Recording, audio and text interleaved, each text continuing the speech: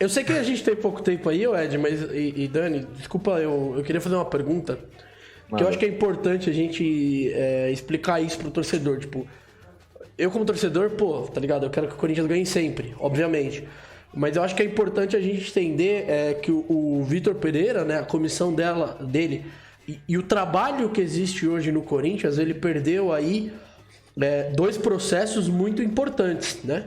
Na minha visão. Mas eu queria que vocês, com mais experiência no assunto, pudessem explicar, né? Que é a pré-temporada e a montagem do elenco, né? Porque tanto a montagem do elenco não foi feita por essa comissão, como a pré-temporada, que você visa ali certos movimentos para o futuro, certos entendimentos dos jogadores para jogos futuros, também não foi feito por parte dele, né? E isso prejudica muito, né, o desempenho do jogo, do time no jogo.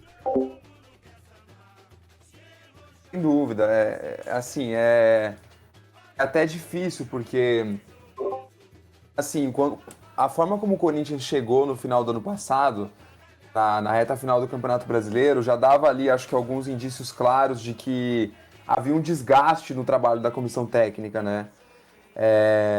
Então, o natural é você analisar o histórico do Corinthians e falar, putz, o Corinthians tinha que ter trocado a comissão técnica no final do ano passado. Esse é o natural, né? Mas também é o natural de quem não tá lá no dia a dia, quem não sabe quais foram as nuances, quem não sabe quanto a comissão técnica do Silvinho ganhava por mês e quem não sabe quanto a comissão técnica do Vitor Pereira ganha. Um time que está financeiramente numa situação delicada e não é segredo para ninguém. Então tem muitos fatores envolvidos nessa conversa. Mas assim, eu acho que assim, a realidade para 99% dos treinadores é essa. Entendeu? Quantos são treinadores que têm o privilégio? Esse processo, acho que é isso que é importante. Esse processo que você falou, Yuri, é um privilégio da carreira. O natural da carreira, o esperado da carreira é esse mesmo, gente. Porque, assim, no Brasil, isso de novo, voltando pro Brasil, né? Não necessariamente na Europa. Mas no Brasil, o calendário. Quantos times começam e terminam o ano com o mesmo treinador? 10% dos times? 20%? Então, para 80%, 90% dos times, sempre vai trocar de treinador no meio do ano. Então, assim, é complicado, cara. Acho que dos que começaram esse ano, se bobear, mais da metade já foi embora. E aí você vai, naturalmente, dificultando a implantação de uma filosofia do treinador. O que passa a acontecer é que os treinadores precisam se adaptar à realidade do elenco.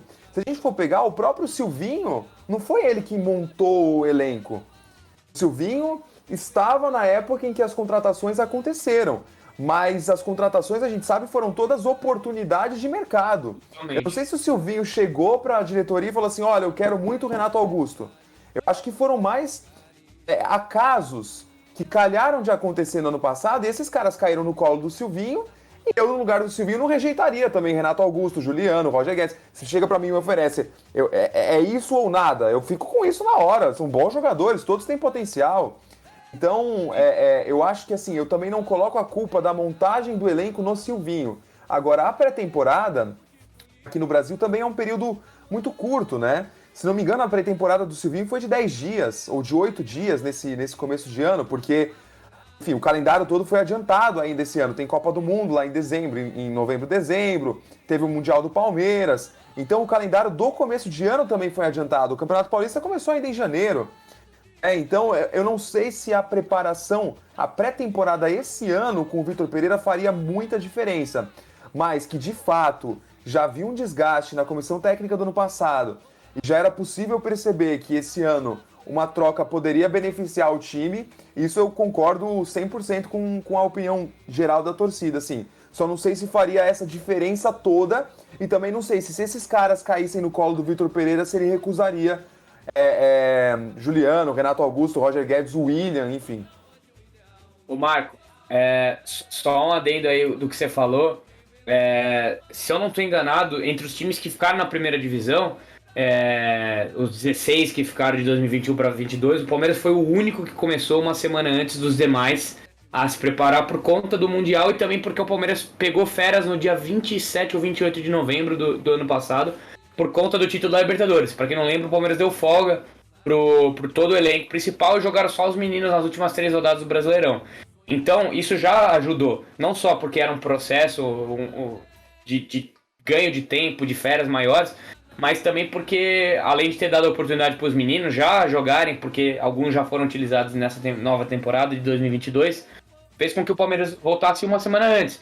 E pode parecer besteira, mas uma semana antes no futebol, só com treino, sem jogos, é muito importante. O Vitor Pereira não teve isso praticamente, né? Dá pra contar nos dedos, às vezes, que ele teve semana livre para treinar, podemos dizer assim, né?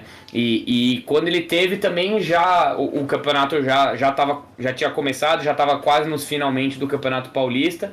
Então, o desequilíbrio vem de outros tempos, né? Porque você tem as contratações que o Marcos citou, e quando ele chega com... pegando o carro em movimento e ele tem que trocar o pneu enquanto ele tá dirigindo, então é muito difícil, né? Então você pegou o Rafael Ramos, que eu acho muito difícil, que, com todo respeito ao Cifute, que o Cifute tenha recomendado esse jogador.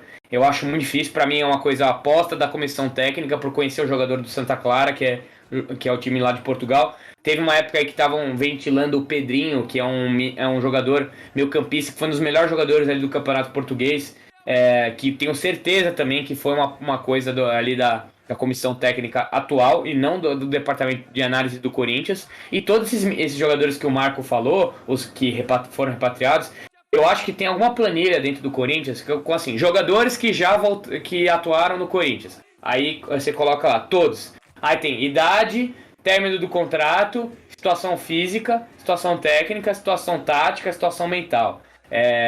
Quanto que ganha de salário aproximadamente, se aceitaria voltar. Então eles fazem um exercício. Pô, Malcolm tá muito novo ainda, acho que não vai rolar. O bingo, eles chamam.